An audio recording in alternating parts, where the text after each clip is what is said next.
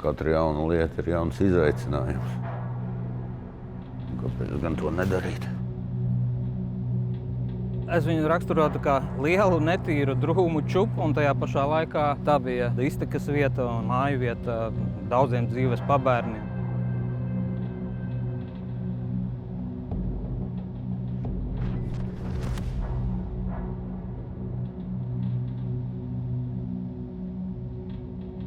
Pats trakākais, kas atrasts, tas ir jaundzimušu un bērnu līķi.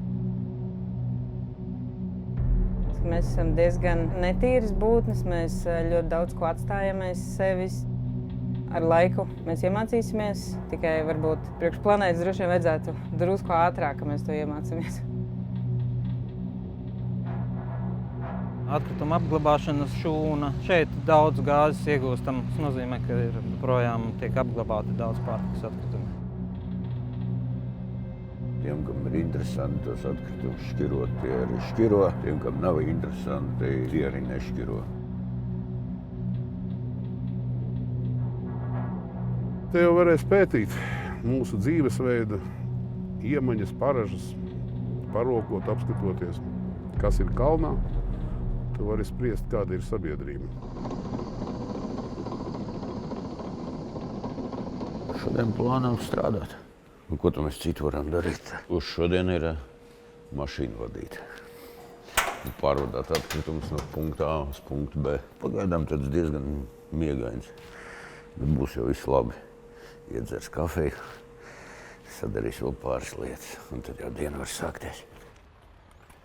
Raivars šeit kā gribēja ņemt šito te ekrānu ārā, bet tur kaut kas ar to Normundu. Jā, un tad beigās viņš viņu... Jā, paspēja, labrīt. Jāpārbauda bišķīt riepas. Var gadīties, ka kāda ir cauri. Cik tu sen jau šeit strādāji? 6 gadi.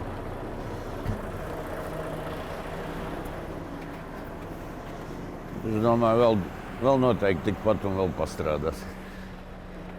Tagad es esmu pārvaldes vadītājs, atbildu par veselu uzņēmumu galveno pamatfunkciju.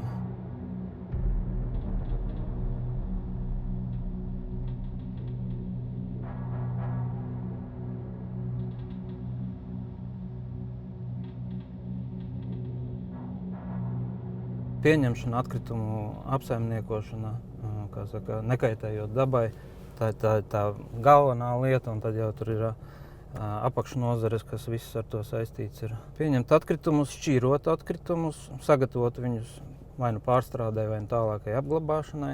Mana pārvalde ar visu to arī nodarbojās. Tālāk jau ir paķēdīti attiecīgi nākošie procesi, kas ir atkritumu pārstrādes rezultātā iegūtā enerģija, pūšanas procesiem, savāktā gāze un tās pārvēršana enerģijā. Šodien mēs vēl saskaramies ar tām sekām, kas ir piesārņoti gruntsūdeņi. Un tas viss ir tā rezultātā, ka Padomijā diezgan švaki bija ar sapratni par dabas aizsardzību. Patiešo purvā atkritumi tika ieguldīti un tādā veidā tiek gruntsūdeņi piesārņoti. Tas areāls joprojām, kā saka, virzās Daugavas virzienā, jā. Tā kā tuvākais ciemats faktiski ir tāds, kur nevar lietot ne akas ūdeni, ne urbumu.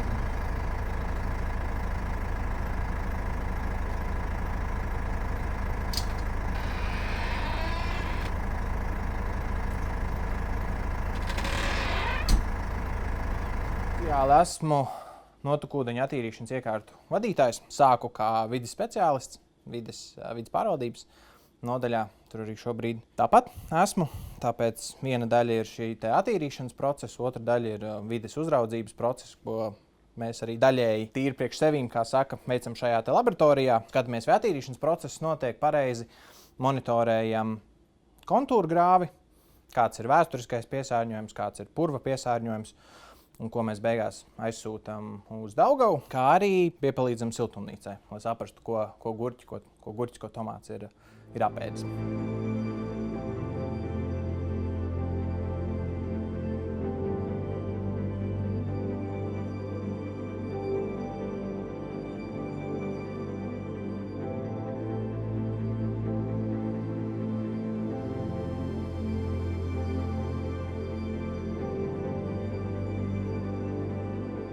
30 metri no siltumnīcām ir atkritumu kalns. Standārts ir vismaz 3-5 km atkritumu drīkst būt izmesti no siltumnīcām. Mums ir tik vietas, cik ir. Tā ir vieta, kur nevarēja uzbūvēt šūnu, un tāpēc šeit ir siltumnīca. Ražas tas neietekmē, tas ietekmē auga aizsardzības darbus, jo mums ir daudz vairāk jāpiesargājas, lai kaut ko neienestu, kaut ko neiepūstu, kaut kas neielidotu no atkritumu kalna, kas var ļoti ātri saslimdināt augus. Jo būsim godīgi, šajā kalnā nonāk viss, ko izmet ārā lielveikali, bāzes un arī cilvēki. Un praktiski jau ko met ārā visu beigtu un slimo. Līdz ar to ļoti liela varbūtība, kad arī tas nonāks mūsu tīrajās siltumnīcās. Un tad viss bizness beidzās. Pa lielām jau neko nevar izdarīt. Mēs varam piesargāties, tāpēc arī visi tiek ģērbti baltos kostīmos, darbinieki maina katru dienu drēbes, dezinficē rokas, kājas. To, ko iepūš vējš, mēs nevaram pasargāties. Ir sanācis, ka iepūš? Gadu atpakaļ, jā, vienu slimību dabūjām, kad dabūjām likvidēt ražu. Daudz likvidējāt? Jā, vienu bloku tomātu.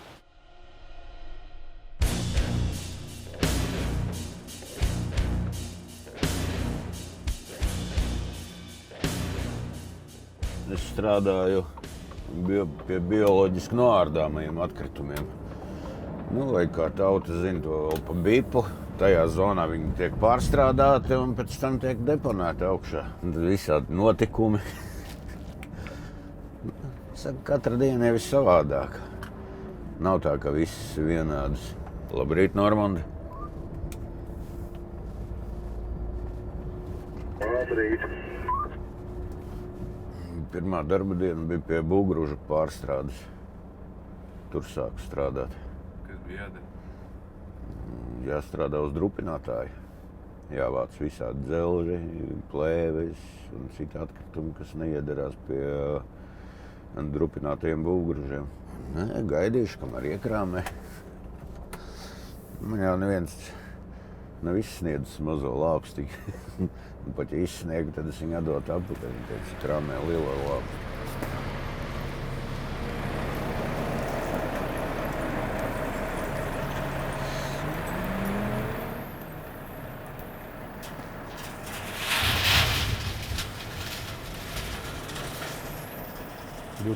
Sākumā bija aptuveni 500 izgāstuves. Katrs sevi cienošs uzņēmums, kolhozs bija sava izkaste. Tad pieņēma lēmumu, ka paliek 10 poligoni, visu to nolikvidēja. Un Getliņa bija vienīgais poligons, kas tika veidots uz vecās izgāstuves bāzes. Jo Pierīgā nevarēja atrast brīvu vietu, iedzīvotāji protestēja. Arī šeit bija protesti, jo neviens tādu kaimiņu kā izkasti negrib.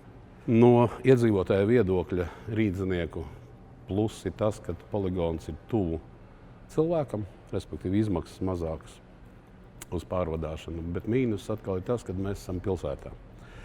Līdz ar to visas mūsu problēmas, visas mūsu, teiksim tā, smakas un viss pārējais atspoguļojas blakus iedzīvotājos. Līdz ar to tā ir papildus atbildība, papildus problēmas un papildus darbs. Pirmais un galvenais uzdevums bija tā, lai varētu attīstīties un kaut ko darīt, strādāt tālāk, ir jānokomplektē komanda. Jo, kā es arī uzsveru, viss pārējais ir tikai dzelži, mūri un faktiski nekādas vērtības.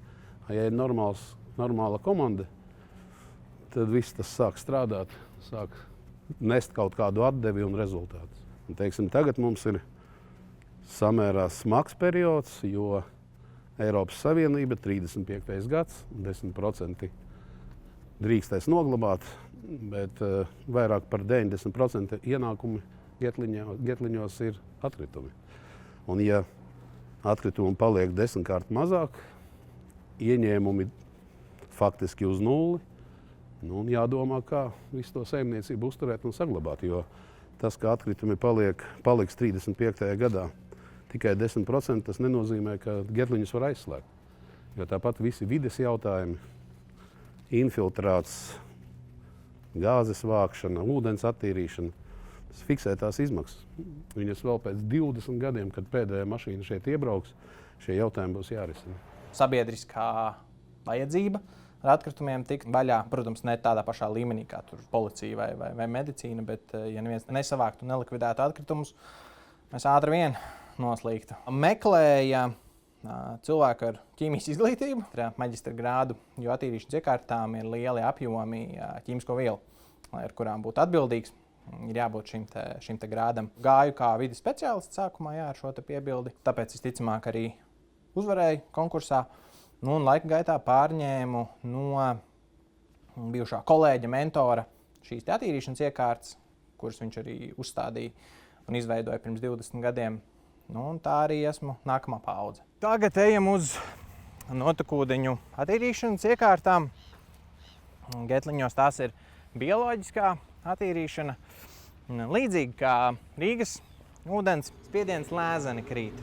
Ir viņš vienā brīdī kaut kas nokrīt, bet tad atkal konstanti nokrīt, un tad tā lēzenām. Tas ir tā, ka beidz strādāt. Jā, ir tur nekādas plūsmas uz atmosfēru, tad viņš šāriem neiet tur tālāk. Jā, tas ir stingrāks variants. Šīs ir tehnoloģiskās iekārtas notekūdeņu attīrīšanas reaktoram. Tās, kas atbild par ūdens cirkulēšanu, sūknēšanu, tātad vairāki sūkņi, dozēšanas sistēmas, lai kontrolētu nepieciešamos parametrus reaktorā. Apkure ziemā, jo tāpēc, ka ir bioloģisks, jābūt arī noteiktai temperatūrai baktērijām. Papildus ir arī automātikas smadzenes un gaisa pūšanas sistēmas.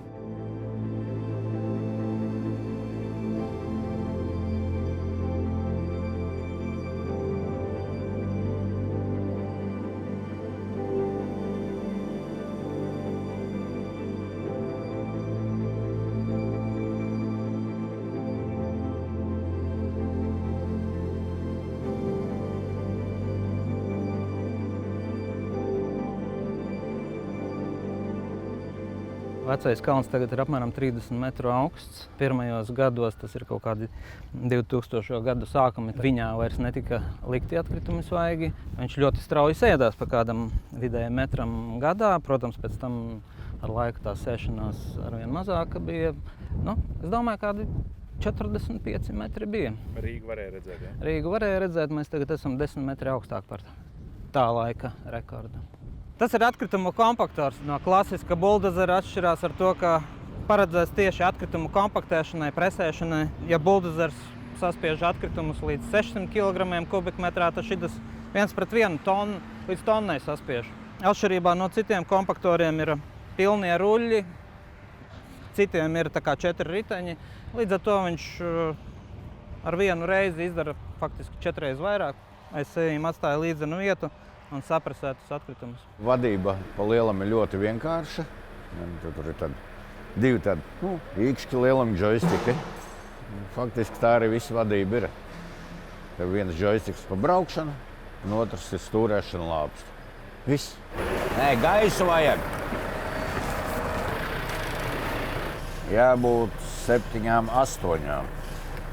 Te ir tikai 3,5. Visi kolēģi tad baigi forši. Neko slikti nevar teikt. Jūties darbā tā kā cilvēks, tā kā viņam ir jājūtas. Nevis darot savu darbu, visu laiku ir jābaidās, ka tik tur kaut ko nenokļūdies vai vēl kaut ko.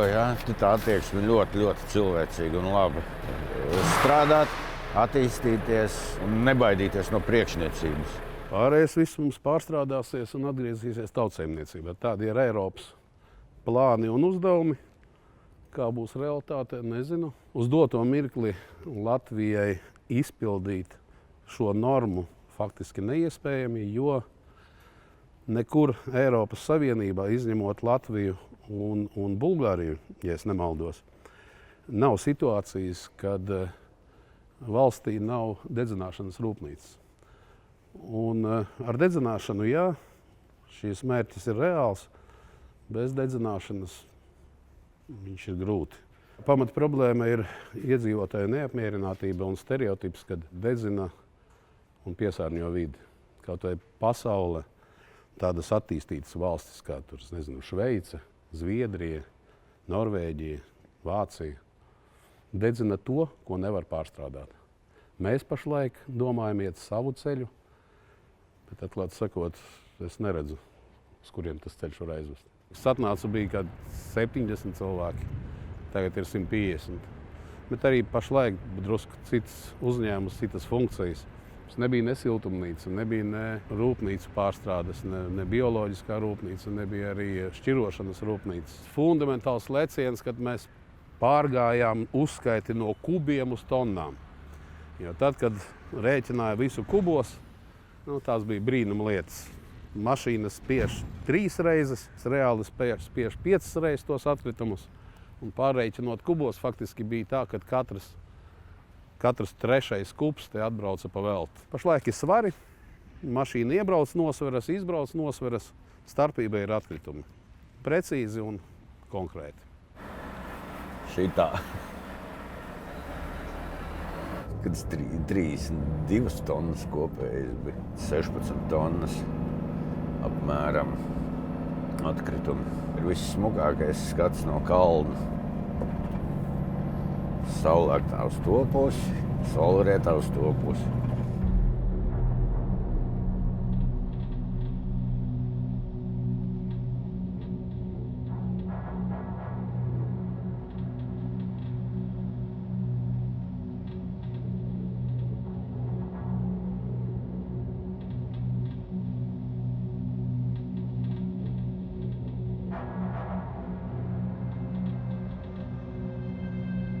Cilvēki aizdomājās pēc ekskursijas, kas notiek ar tiem atkritumiem, jo bieži vien mēs zinām, ka atkritumi kaut kur pazūd. Tad, kad tu viņus ieliec, kāds viņus kaut kur aizved, bet tu nezini, uz kurieni un kas tur notiek. Tā kā viņi saprot to, un tad ar laiku, cerams, grib sākt šķirot vai domāt par to, ka nevajag tik daudz lietas pirkt. Kādam ir brūnais konteineris, tad pacelt roku, kuram ir. Jā, ir 3, cerams, arī šķirotāji. Šis te brūnā konteineru saturs nonāk pie mums, un vēl arī būvniecības atkritumi nonāk pie mums. Šodien varbūt mēs neiesim nekur tālu. Parasti mēs mēdzam izmest tādu lociņu, lai jūs sajūtat visas poligona puses, jo šodien ir ļoti laba diena, bet ir dienas, kad ir diezgan liela smaka, jo atkritumi pūs. Ko tev radinieki teica, kad tu sāki strādāt Getiņos? Tagad jau viss tā kā zina, bet cilvēkiem vajadzēja paskaidrojumu, kas tieši tas ir. Ko tu tur darīsi, jo es pirms tam strādāju zinātnes centrā. Šis sanāk tāds manu interešu apvienojums gan par vidi un atkritumiem, gan par to izglītību. Tā kā, visi saprat, ka par izglītību, bet daudziem bija jautājums, kas tad īsti ir Getliņa un ko tu tur darīsi. Ekskursijas cenšos iedvesmot cilvēkus šķirot, iedot iemeslu tā kā pašiem izdomāt, ka tas ir nepieciešams. Jo tas ietekmē visus, ne tikai poligonu, bet arī visu, ko mēs darām. Jo tas, ko mēs izmetam, tas ir īstenībā arī diezgan liels resurss, kur var izmantot. Un atkritumus var pārstrādāt. Pirmā reakcija droši vien ir smaka, ko visi ievēro, lieli vai mazi, bet visiem uzreiz ir lielākais efekts, tas kalna lielums un ka te ir smirds un te ir daudz kājas, te tā kā ir ļoti daudz, kas notiek vienlaicīgi. 50 gadu laikā plasmas sadalīties nevar, plasmasai vajag atkarībā no veida, tad vismaz 200 gadus. Mums bija enerģētikas sektora vadītājs Aleksandrs Cārs. Un tad viņš savā laikā aizbrauca pie radiem uz Ameriku. Un tā, ka viņš šeit strādāja, tad viņam bija liela interese, lai viņu aizved uz poligonu. Es nezinu, kā viņš tur tika, jo cik es zinu, Amerikā poligoni ir aizsardzības ministrijas kā strateģiskie objekti pāraudzībā. Bet viņš tur nokļuva, un tur viņš ieraudzīja, ka jā, nekur ir gāze, nekur dedzina, ražo elektrību, siltumu. Tad siltumu nepūšam gaisā, izmantojam lietderīgi. Viņš atbrauca ar ideju, ka vajadzētu audzēt kaut ko. Vienīgais, kas tāds nāca prātā, siltumnīca, gurķis, tomāts. Bija problēma atrast cilvēku, kas kaut ko saprot no tās lietas. Tā mēs sapazināmies ar cienījamu agronomu. Piedāvāju uzbūvēt Getiņos siltumnīcas, arī piekrīt. Pirms tam es 13 gadus biju strādājis citur siltumnīcās. Tas bija tas laiks, kad parādījās tie breša zemnieki, un ārzemnieki ļoti daudz gribēja palīdzēt Latvijai, ar padomiem. Un tad tādīs siltumnīcās mums brauca holandiešu konsultanti un arī tehniķi. Un centās palīdzēt, un tad mēs tur likām aizskarus, mēs iepilnāšanas sistēmas likām, tāpēc arī visu laiku es tam biju klātī, un es to varu izdarīt. Viņi bija malači, un pēc tam jau viņi saprata, ka te nekas nav labi, tad jau praktiski visas zināšanas bija jāsāk pirkt par naudu. Jo tagad jau arī nav tā, ka var aizbraukt un izstāstīt, kā tas jādara. Nē, jautājums ir cik izstāstīs. Un tad arī ir ļoti bieži tā, ka viņš saka, es tev nesniegšu konsultācijas. Pat arī naudu, jo tā ir konkurence. Kas tur 1,4 hektāri, tas pasaules mērogā, tās nav siltumnīcas. Tas tāds piliens jūrā. Tā kā mēs uzbūvējām tās gurķu siltumnīcas 17. gadā, tad ļoti daudz brauca pie mums mācīties, jo mēs bijām gurķus uzbūvējuši pirmās pasaulē ar pilnu LED apgaismojumu. Un tur bija salikta viss modernākā tehnoloģija, kāda uz tā brīdi bija zināma. Man zināma, varbūt kaut kur vēl kaut kas bija. Principā priekšnieks atļāva, ka to visu mēs drīkstam likt. Un tad arī bija, ka to siltumnīcu palaižot, mēs audzējām gurķi ar mazāk enerģijas patēriņu nekā Holandē. Prieks ir, ka tas, ko mēs audzējam, tas pārdodās. Un praktiski tas ir lielāka atzinība, ka cilvēki produkciju pērk, vairāk jau nesmādē, kā sākumā bija 11. gadā bija traki, ka visi domāja, ka tiešām tie tomāti aug atkritumu kalnā. Te aug visa Mendeļeva tabula, jo atkritumi, sēklas, kalns dod siltumu, un uz rudeni mums te ir sākot no burkāniem, tomātiem, kabačiem, arbūziem, tikpat liels poligons kā pie mums, pat lielāks, iedzīvotāju skaits viņam vairāk. Viņi pavasarī lika kalnā žogu, laida iekšā 3000 sivēni, apsardze, un attiecīgi līdz rudenim tās sivēni cūkas klaiņoja, atrada ko paēst. Vajadzēja nodrošināt tikai ūdeni. Un faktiski rudenī visa tas bizness bija tāds, ka uz Tbilisī varēja nodrošināt ar gaļu. Kā domāju, var ēst? Jā, mēs taisījām analīzes, tam nekāda vaina nav, absolūti ēdams. Vispār laba doma varētu 5 hektāri ar kabačiem nosēt. Tomāti arī kalna aug vispār, ja tas ir tomāts. Ir. Redz, te viss kas aug. Viņi nav sēts, pats sasēs, bet nē, mēs tomāti aug sterilā vide, gurķi arī, kalns ir enerģijas avots, gāze, elektrība, siltums.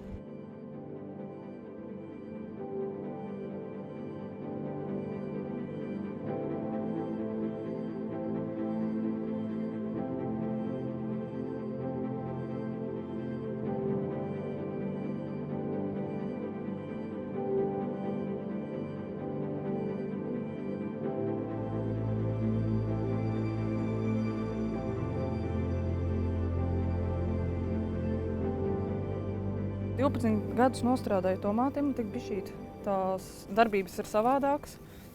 It kā jau augs pa lielu un tas pats pazares, lapas, augļi, bet ir nianses, kas atšķirās, un tad ir bišķīt jāpiešaujās vēl. Spriežot pēc visu gurķi ir vieglāk izaudzēt nekā tomātu. Viņš ļoti ātri aug. Mazāk pašam gurķim kaut kāds kaitis ir, bet man ir vieglāk ar tomātu. Es jau toreiz, kad nācu to darbiņu meklēt, tad man pat nebija tāds, kaut kas uz atkritumiem aug, jo reāli es dzīvē redzēju, ka te nekas uz atkritumiem neaug. Viss smukā, tīrā, baltā siltumnīca. Un atkritumi vispār tur kaut kur projām, pie Ingus. Manā brauc remontēties bišķi. Tur, kur ikdienā tā mēs strādā, uz to pusi brauc. Taisnīkam ir atdursies pret nogāzi. Sapratu labi. Es jau viņu gandrīz jau vairs nejūtu. Ja nav kaut kas tāds ļoti specifisks, tad tās ikdienas smakas vispār vairs nav jūtamas. Bet cilvēks pierod pie visa. Arī pie smakām. Un arī pie dzīves. Strīķus liek virsu. Lai kādreiz nav jākāp ārā. Un ar rokām jātaisa to konteineru vaļā.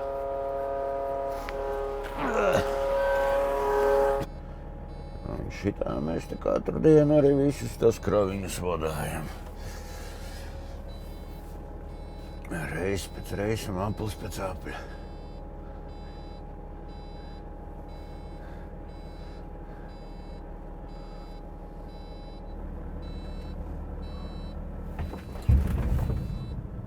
Nav tā neērti, ka tu kā atkritumos strādā? Absolūti nē.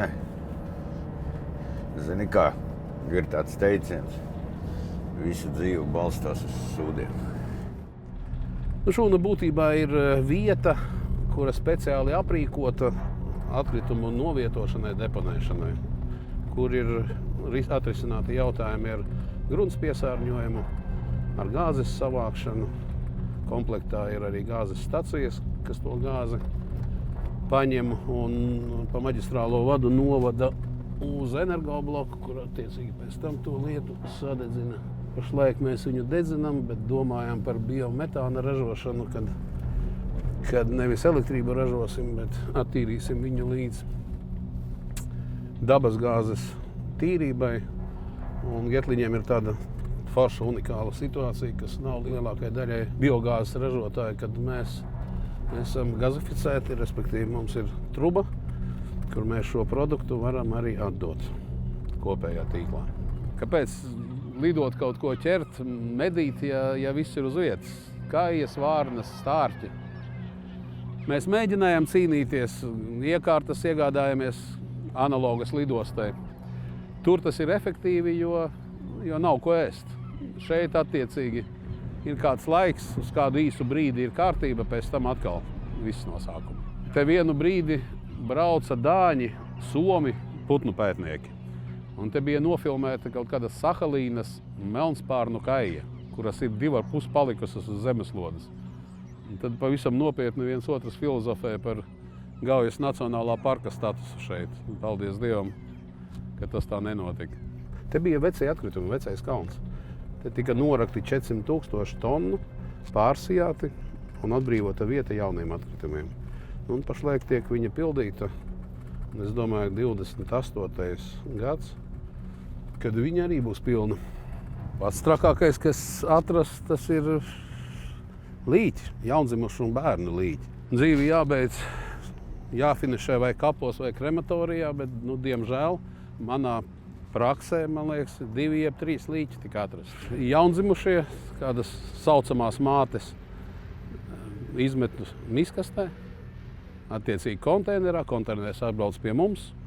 Izvietotāji konstatē, ka ir tāda problēma, tāda nelaime, saucas policija un attiecīgi policija pēc tam mēģina iet pa maršrutu, kur tā mašīna ir braukusi un mēģina izskaidrot tā saucamo māti. Poligons ir sabiedrības seja, kas liecina ne tikai par kaut kādām atkritumu saimniecības niansēm, bet arī par sabiedrības kultūru, sapratni par nākotni. Mērķis vienkārši audzināt, izglītot, jo viena lieta, tie Eiropas mērķi, 10%, uz ko mēs ejam, ātrāk, jeb lēnāk, bet ejam.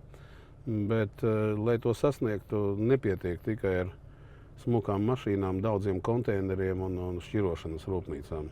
Jāmaina domāšana. Un, lai domāšana mainītos, ir jārāda. Jo gadās mums ekskursanti, kas atbrauc gumijas zābakos, gāzmaskās, redz, ka nav tik traki.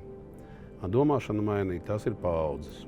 Mums patīk Ziemassvētkos draugiem kaut ko uzdāvināt. Parasti tie ir kaut kādi nieciņi, kas tad arī ir kaut kāda plastmasa, vēl kaut kas. Tad es tādas lietas vairāk nedāvinu, jo es to vairāk skatos, ka tas ir atkritums. Mūsu mainījies ir tas, ka es mēģinu mazāk maisiņus izmantot. Es uz veikalu eju ar atkārtot lietojumu maisu. Ja gadījumā viņi aizmirst, es parasto maisu nopērku, bet viņš pēc tam mājās, viņam ir vēl viena dzīve. Tagad jau cilvēki ir palikuši gudrāki, jau visu to, jau paši pirms izmešanas, jau visu sašķiro ļoti daudz un pārbauda, vai nav tur kaut kas paslēpies, kaut kas tāds ļoti vērtīgs un kam vietas šeit nav. Diezgan netīras būtnes, mēs ļoti daudz ko atstājam aiz sevis, mēs nevienmēr domājam par citiem, tā kā cilvēki, man liekas, mēdz būt tādi egoistiski un droši vien netīri. Bet es domāju, ka ar laiku mēs iemācīsimies, tikai varbūt priekš planētas droši vien vajadzētu drusku ātrāk, ka mēs to iemācāmies. Viena lieta ir stāstīt, ka tas ir pareizi un dzīvot vajag zaļi. Otra lieta, kad atbrauc šeit un apskaties, ko nozīmē zaļi.